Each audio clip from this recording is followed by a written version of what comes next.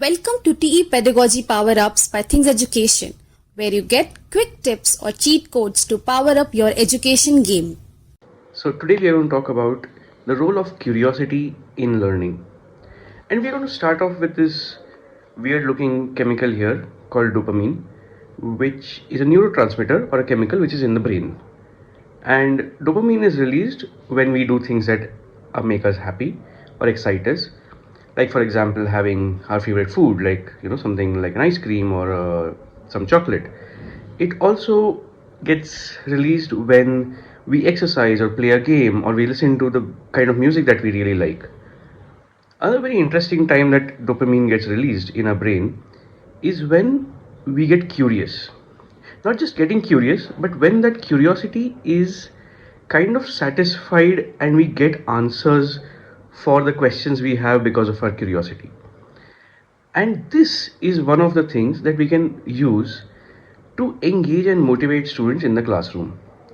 So we can make students curious, and that would lead to a release of dopamine, which means positive emotions, which are for us in our teaching framework, motivation and engagement in the students.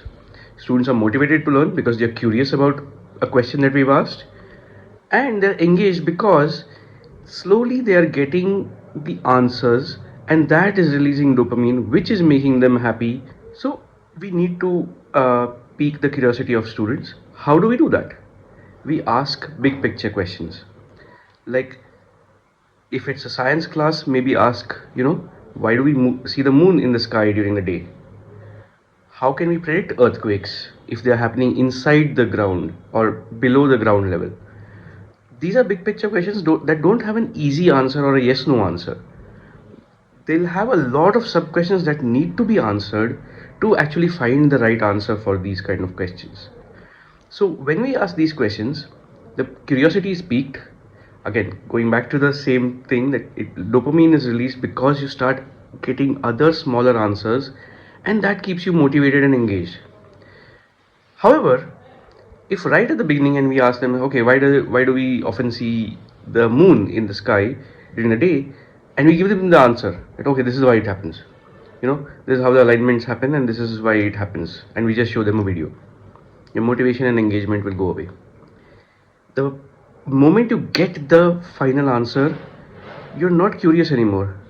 Dopamine is not getting released in your brain. The dopamine is getting released because you're finding out the answer. And that is key in making sure that we use curiosity in the right way in our classrooms. Thanks for tuning into TE Pedagogy Power Ups. Don't forget to show your support by liking our videos and hitting that subscribe button.